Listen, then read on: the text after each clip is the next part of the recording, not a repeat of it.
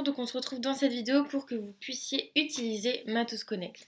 Donc dans un premier temps, si vous souhaitez voir les documents de votre locatier, rien de plus simple, vous allez aller dans Tierces, Fournisseurs. Là, vous cliquez sur un de vos locatiers, comme vous souhaitez, et vous allez pouvoir voir la liste de ses contacts, donc ses chefs de chantier, conducteurs de travaux, etc. Et ici, dans Documents, c'est ici que vous allez pouvoir retrouver tous les documents de votre locatier.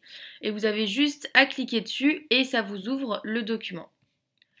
Voilà, donc si on clique sur Matos Connect, ça nous ramène directement au planning.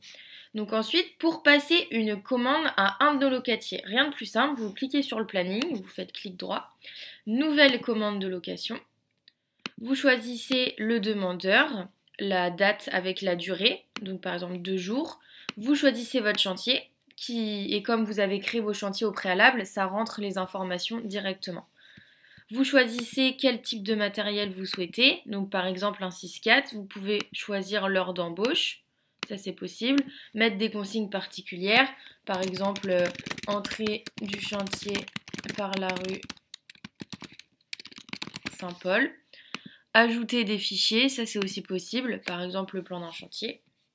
Et donc là vous allez choisir votre locatier, donc par exemple nous on choisit Locapel, et on fait publier. Ensuite, ça va s'afficher sur le planning du coup. Et donc vous, sur votre planning, ça apparaît en gris. Ça veut dire que la demande a été envoyée au locatier, mais qu'il n'a pas encore accepté.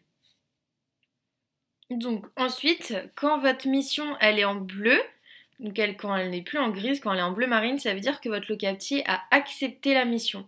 Et quand elle est en rose, ça veut dire que le locatier a notifié son conducteur. Donc son conducteur a reçu la notification pour faire la mission sur son application mobile. Et donc quand la mission est en rose, vous pouvez, donc déjà si vous passez votre souris, vous avez tout le détail de la mission. Et si vous faites clic droit, et vous pouvez voir les documents matériels et conducteurs. Donc vous faites voir le passeport matériel par exemple.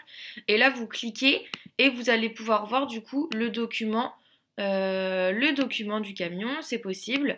Enfin les documents du matériel. Et si on revient sur le planning et qu'on reclique, mais que cette fois-ci on fait voir le passeport conducteur, vous faites exactement pareil, vous pouvez voir les documents du conducteur et vous avez juste à cliquer sur un document, l'ouvrir et ça vous ouvre le document du conducteur.